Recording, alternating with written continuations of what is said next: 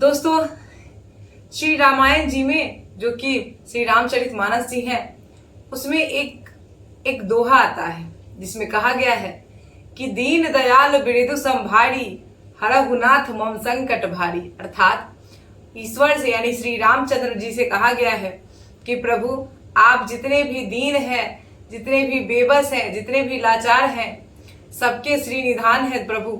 मेरे संकट को, जो भी मेरे पे संकट आया है, आप उनको हरिए।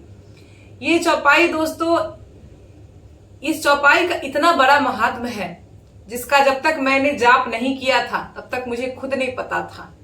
और मैंने पहले ही कहा है दोस्तों कि जो चीजें मैं खुद अपने आप पे अप्लाई करती हूँ वो चीजें मैं सबसे पहले आपको बताती हूँ।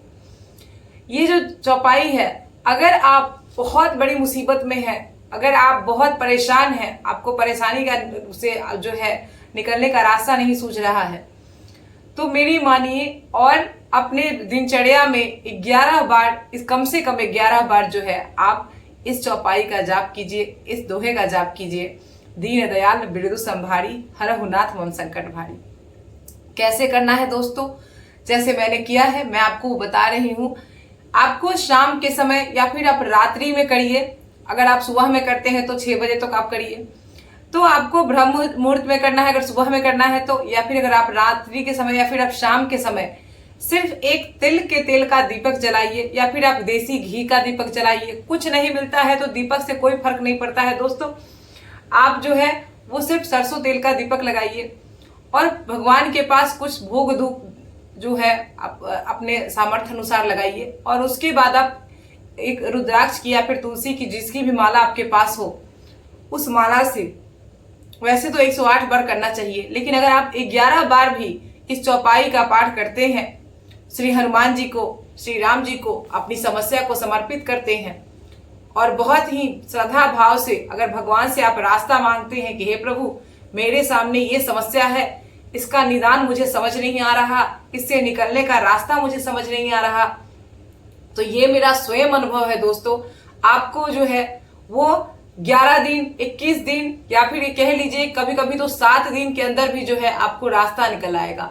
मैं कभी भी ये नहीं कहती, मेरे जो अनुभव हुए हैं, मैं कभी भी ये नहीं कहती कि आपकी समस्या जो है वो ओवरनाइट खत्म हो जाएंगे, रातों रात खत्म हो जाएंगे। नहीं, ये हमारा प्रारब्ध है। जो हमें दुख मिल रहा है, जो हमारी समस्या सामने आई है, वो हमारे प्रारब्ध से आई है। लेकिन ईश्वर का सहारा क्यों लेता है आदमी? ईश्वर का सहारा हम इसीलिए लेते हैं कि जो हमारे प्रारब्ध से हमें कष्ट मिल रहा है, उस कष्टों में जो है वो कमी हो जाए। जैसे मानिए अगर आपको कोई समस्या आपको 100% मिलने वाली है, मानिए अगर किसी एक्सीडेंट में आपकी जान जाने वाली है, तो अगर आप प्रभु की भक्ति करते हैं तो ऐसा नहीं है कि आपका एक्सीडेंट होगा नहीं, वो होगा, क्योंकि वैसा आपका प्रारब्ध बना हुआ है। वो आपके पास्ट लाइफ कर्मा है, पूर्ण जन्म के जो है आपके कर्मा है। लेकिन अगर जब आप ईश्वर की भक्ति करते हैं तो वो एक्सीडेंट से आप मरेंगे नहीं, आपको जो है वो बचेंगे और इसके साथ ही आपको दोबारा जीवन शुरू करने का जो है वो आपको एक मौका मिलेगा। ये होती है ईश्वर भक्ति। ये प्रत्यक्ष नहीं है दोस्तों, मैंने एक सांकेतिक घटना से इसको समझाने की कोशिश की है। ये होती है ईश्वर भक्ति।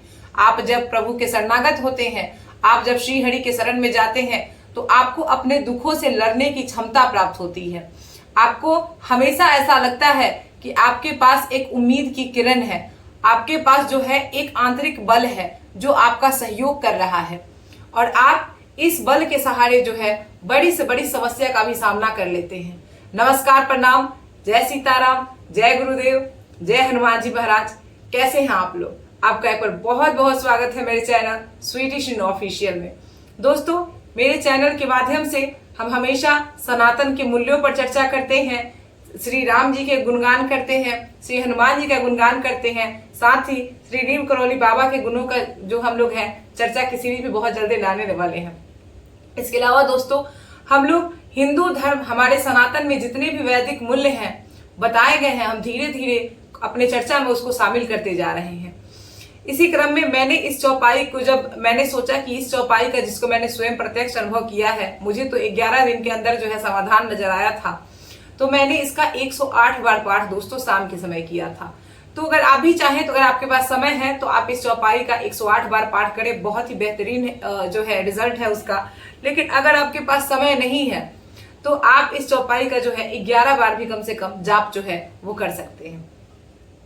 दोस्तों कथा में आगे बढ़ते हैं। हमारी सीरीज चल रही है सनातन की चर्चा, और इसमें जो समय 9 बजे हमारी वीडियो आज नहीं आ पाई है उसके लिए हम क्षमा चाहते हैं आपसे, क्योंकि आज श्रावण मास की तीसरी सोमवारी है और कुछ व्यस्तता के कारण जो है मेरी वीडियो आज सुबह में भी 9 बजे नहीं आई और रात में भी 9 बजे नहीं आ पाई है, तो इसीलिए मैं क्षमा चाहूंगी।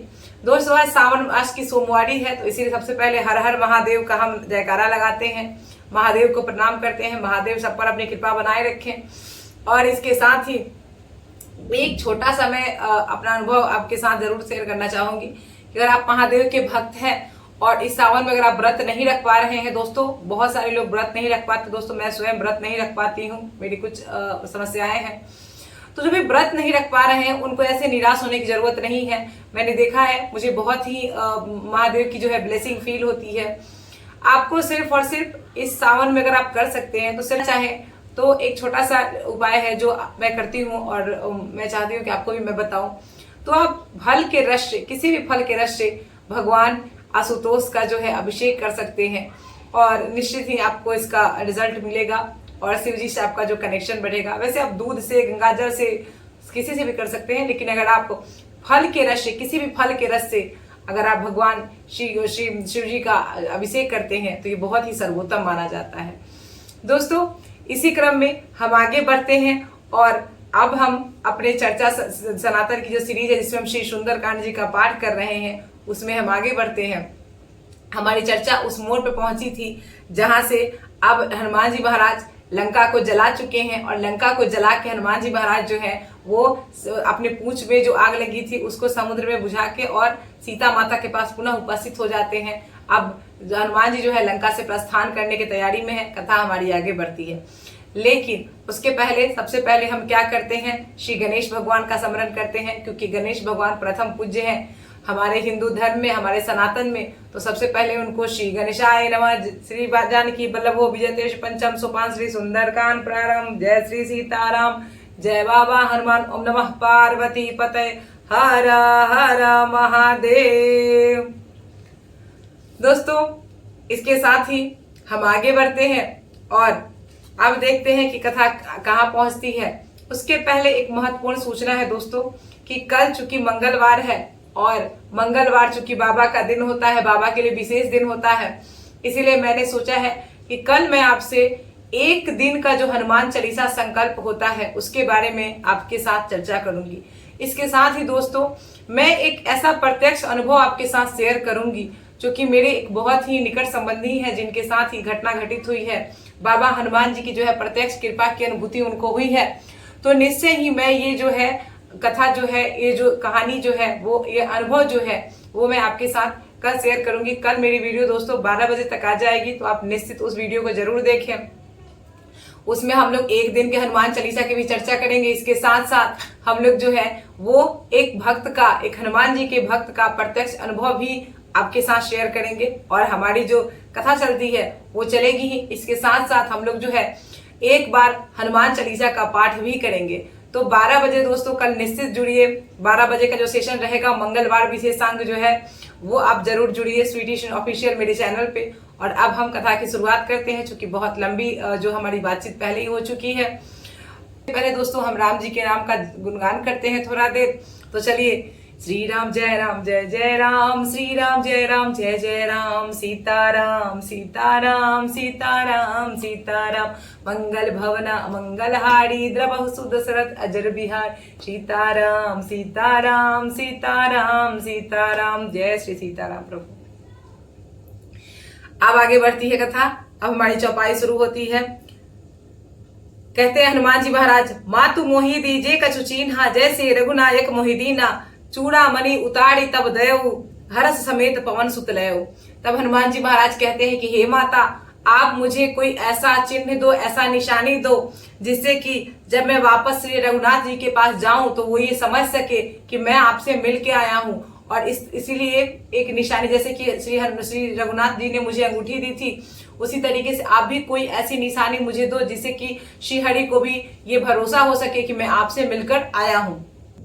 तब सीता जी चूड़ामणि, अपनी जो चूड़ामणि होती है वो उतार के देती हैं और हनुमान जी महाराज उसको बहुत ही हर्ष पूर्वक लेते हैं और कथा हमारी आगे बढ़ती है।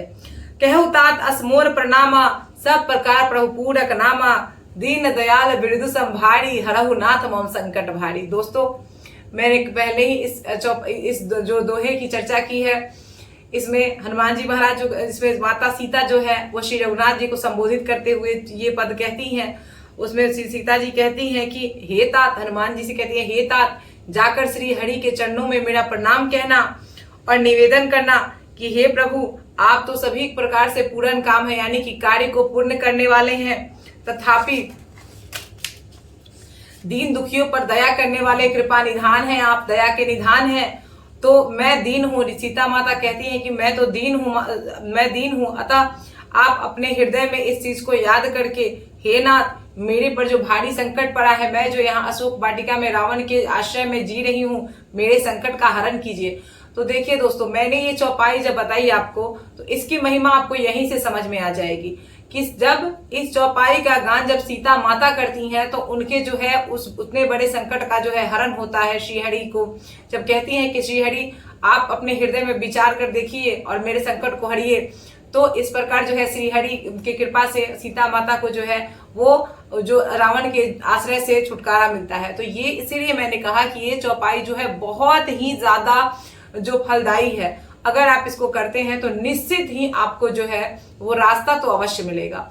इसीलिए कभी बहुत घोर संकट में है, कुछ समझ नहीं आ रहा, तो बाकी जो पाठ आप करते हैं उसके साथ करिए, लेकिन शाम के समय 108 बार अगर आप इस चौपाई का जाप करते हैं, नहीं कर पाए तो आप 11 बार भी करते हैं, पूरी श्रद्धा पूर्वक हनुमान जी महाराज को अपना सब कुछ सौंप के, राम जी को अपना सब कुछ सौंप के कि भगवान अब ये काम मेरे से होने वाला तो नहीं है, तो आप इसका चमत्कार देखिएगा। ये चौपाई कितनी फलदायी होती है, जिसका यहाँ पे वर्णन भी किया गया है। कथा आगे बढ़ती है। तात शक्र सुत कथा सुनाए हूँ, बान प्रताप प्रभु ही समझाए हूँ, मास दिवस महुनाथ नावा, तो पुनि मोहि जियत नहीं पावा। सीता मैया कहती हैं कि हे तात, आप जो जाकर श्री राम जी को इंद्रपुत्र जयंत की कथा सुनाना और प्रभु को उनके बाण का प्रताप समझाना। अब जयंत कौन है दोस्तों? जयंत वो है जो कि क्या करता है कि इंद्र का पुत्र रहता है वो, और वो आके श्री राम जी के जो पैरों में जो है वो उसने अपने जो चोंच से ठोकर मार दी होती है। अब इसके बाद जब श्रीहरि बाण चलाते हैं अपना उसको संधान करके, तो वो तीनों लोक घूम लेता है, जो तीनों लोक में सभी देवी देवताओं के पास जाता है, लेकिन कहीं उस बाण से उसका पीछा नहीं छूटता है। तब जाके जो है वो उसको फिर ये पता चलता है कि श्रीहरि के शरणागत जाने पर ही जो है अगर श्रीहरि चाहे तभी जाके जो है ये बाण का प्रभाव कम हो सकता है। तो जब जाके वो श्रीहरि के चरणों में गिरता है तब जाके जो है उसकी ये बाण जो है, चूंकि ये बाण खाली तो नहीं जा सकता है, ईश्वर का श्रीहरि का बाण है, तो उसके आंख में लग जाता है, उसका एक आंख फूट जाता है। तो ये जयंत की कथा है, इंद्रपुत्र जयंत की कथा है ये। तो माता सीता कहती हैं कि हे तात, जाके तुम श्रीहरि से कहो कि आपके बाणों की कितनी बड़ी महिमा है, आपका बाण कभी खाली नहीं जाता। इंद्रपुत्र जयंत की कथा सुनाना उनको कि अगर महीना भर में अगर अनाथ नहीं आते, यानी कहती हैं सीता जी कि अगर महीने भर के अंदर श्रीहरि नहीं आएंगे उनको लेने, तो वो उनको फिर जीते नहीं पाएंगे, यानी माता जो है उसके बाद अपने प्राणों का त्याग कर देंगी। कथा आगे बढ़ती है।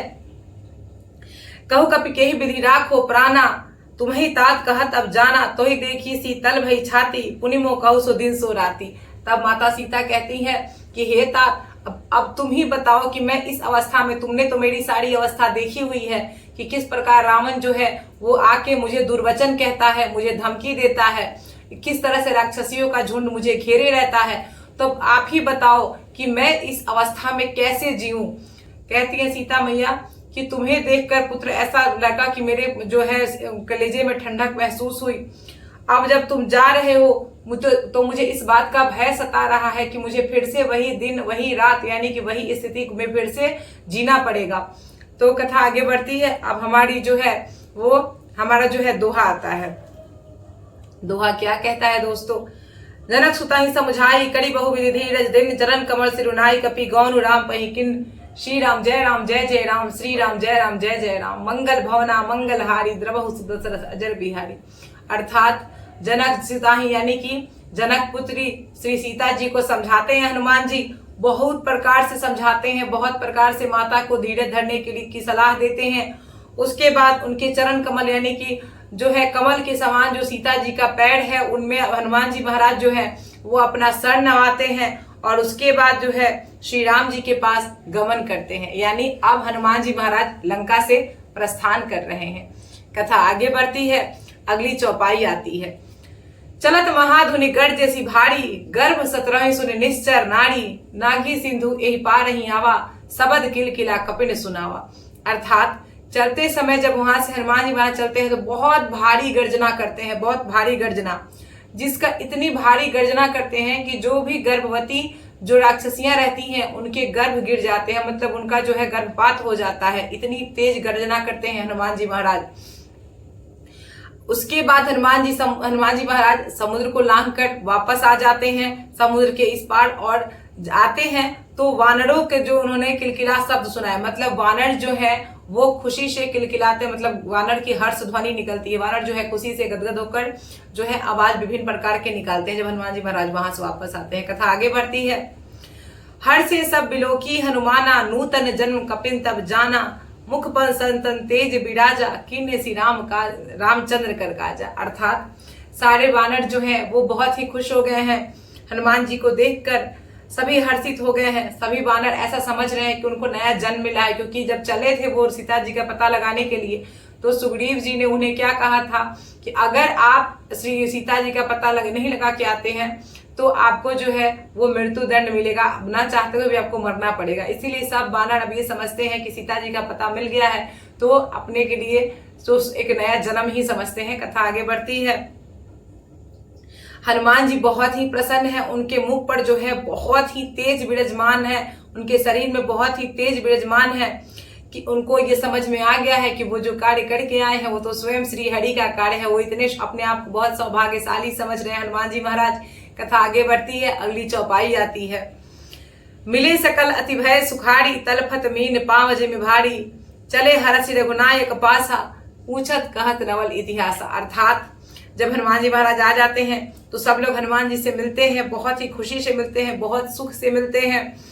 अब उसके बाद जब हनुमान जी महाराज को सब लोग देखते हैं, इधर वानर सेना जो देखती है तो इतने सुख पाती है जैसे कि जो है बिना जल के तरपती मछली को जल मिल गया हो। सभी हर्षित होकर हनुमान जी महाराज से लंका का सारा वृत्तांत पूछते हुए आगे बढ़ते हैं और श्री रघुनाथ जी के पास चलते हैं। कथा हमारी आगे बढ़ती है, अगली चौपाई आती है। सभी लोग श्री रघुनाथ जी के पास चलते हैं। हमारी जो चौपाई है उसके बाद ये है कि तब मधुबन भीतर सब आए, अंगद सम्मत मधुफल खाए, रखवाड़े जब बरजन लागे, मुष्टि प्रहार हनत सब भागे। तब सारी वानर सेना जो है मधुबन के भीतर आती है, यानी जो बाग लगा हुआ है उसके भीतर आती है और खूब फल खाती है, खूब मधु पीती है। किसके सहमति से? अंगद जी के सहमति से। लेकिन रखवाड़े को ये पता नहीं होता है। जब वो बरजने लगता है, जब वो रखवाड़ा जो है इनको जब खदेड़ने के लिए दौड़ता है तो ये क्या करते हैं, तो ये उनको घूंसों की मार से जो है उसको सारे रखवाले को भगा देती है पूरी वानर सेना।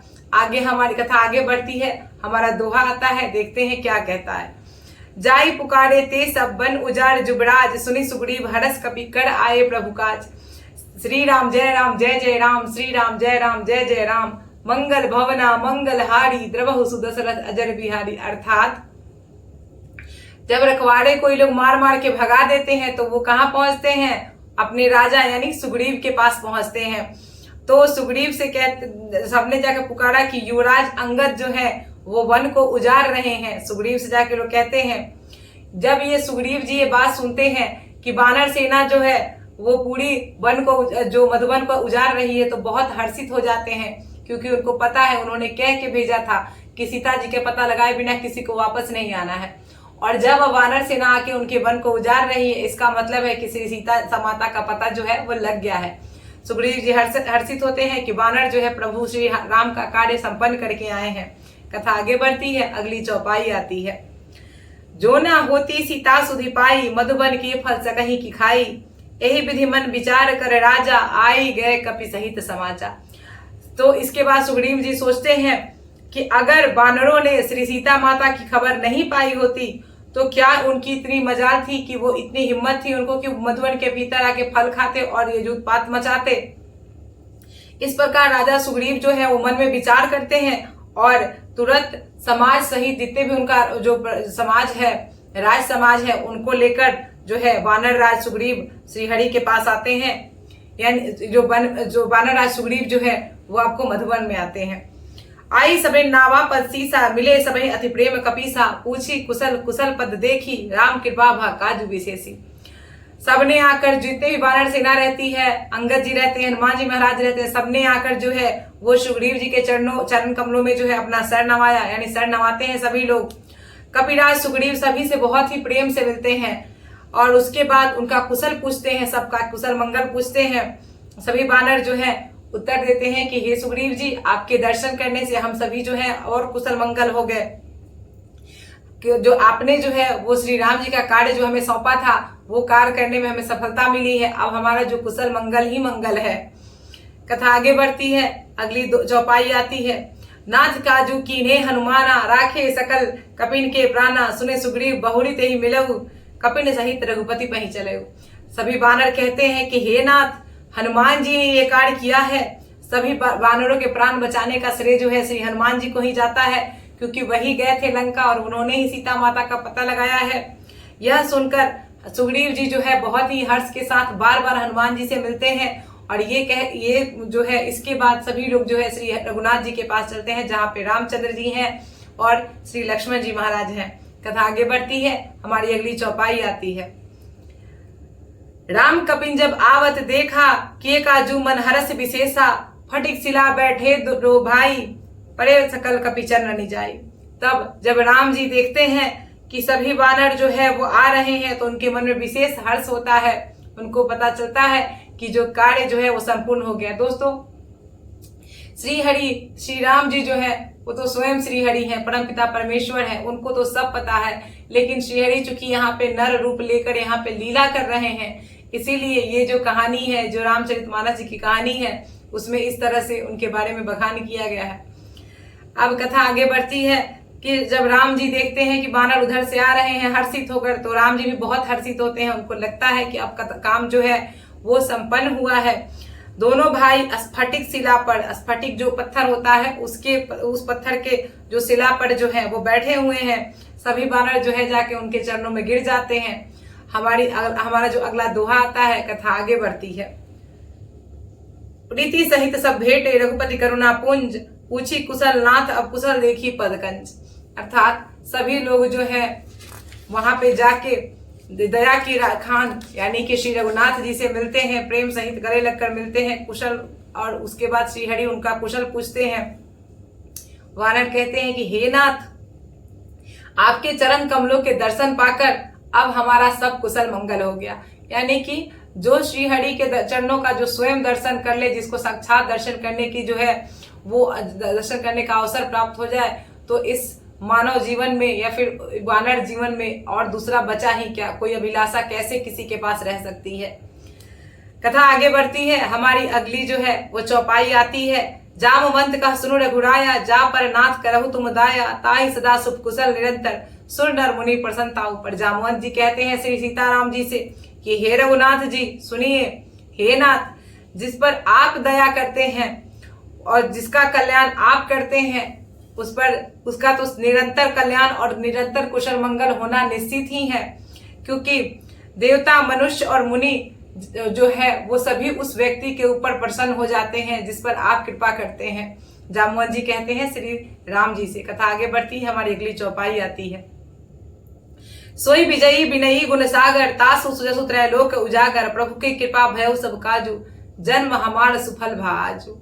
अर्थात कहते हैं जामवंत जी, वही विजयी है, वही विनयी है और वही गुणों के समुद्र बन जाता है जिस पर जो है आप श्रीहरि कृपा करते हैं। उसी का सुंदर यश तीनों लोकों में प्रकाशित होता है। प्रभु की कृपा जिस पर हो जाती है, कहते हैं जामवंत जी, प्रभु की कृपा जिस पर होती है वो जो है उसका सदा कुशल होता रहता है, सदा जो है कुशल मंगल होते रहता है। इसके अलावा जो है उसके गुण की, उसके यश की कीर्ति जो है वो तीनों लोकों में होती है। वो विनयी होता है उसको वो जो गुणी होता है और इतना गुणी होता है कि वो गुण का समुद्र बन जाता है, उसकी हर जगह विजय होती है। तो जामवन जी प्रभु की कृपा का बखान कर रहे हैं। यहाँ पे अगली चौपाई आती है, कथा आगे बढ़ती है। नाथ पवन सुत किन्हीं जो करनी, सहस मुख जाना जाई सुबरनी, पवन तरह के चरित सुहाए, जामवंत रघुपति ही सुनाए। जो है कहते हैं जामवन जी श्री सीताराम जी से कि हे नाथ, पवन पुत्र हनुमान जी ने जो कार्य किया है, जो दुर्लभ कार्य किया है, वो उसका वर्णन तो 1000 मुखों से नहीं किया जा सकता है। तब जामवन जी ने हनुमान जी के सुंदर चरित्र श्री रघुनाथ जी को सुनाए। इसके बाद जो है कथा में जितनी भी कथा आती है तो जामवन जी जो है वो श्री हनुमान जी के गुणों का बखान जो है श्री हरि के सामने करते हैं। आगे कथा बढ़ती है, अगली चौपाई आती है। सुनत कृपा निधि मन अति भाई, पुनि हनुमान हरसि हृदय, कहूँ तात के ही भांति जान की, रहति करति रक्षा सो प्राण की। कहते हैं श्री हरि जब हनुमान जी का चरित्र सुनते हैं तो हनुमान जो श्री कृपा के निधान है वो बहुत ही प्रसन्न होते हैं और हनुमान जी का जो चरित्र है उनको बहुत अच्छा लगता है। हर्षित होकर हनुमान जी को हृदय में लगा लेते हैं श्री हरि और इस तरीके से प्रेम से मगन हो जाते हैं। और उसके बाद जब मन शांत होता है तो फिर उसके बाद पूछते हैं कि हे तात, कहो सीता किस प्रकार रहती है और अपने प्राणों की रक्षा उस लंकापुरी में करती है। तो श्री हरि जो सीता माता का हालचाल पूछ रहे हैं हनुमान जी महाराज से। यहाँ पे जो है इसके बाद अगला जो हमारा दोहा आता है वो ये है। नाम पहरू दिवस निसी, ध्यान तुम्हार कपाट, लोचन नित जांत्री जाही प्राण के ही बाट। अर्थात श्री हनुमान जी महाराज कहते हैं कि हे नाथ, आपका नाम दिन रात पहरा देने वाला ही उनका किवाड़ है। मतलब आपके नाम से ही उनका जो है जीवन चल रहा है। उनका जो नेत्र है वो आप ही के श्री चरणों में लगा हुआ है। वही तारा है फिर प्राण जाए तो किस मार से। कहते हैं हनुमान जी की श्री सीता माता जो है उन्होंने अपने आंखों पर जो है वो आपके चरण कमलों का ताला लगा रखा है।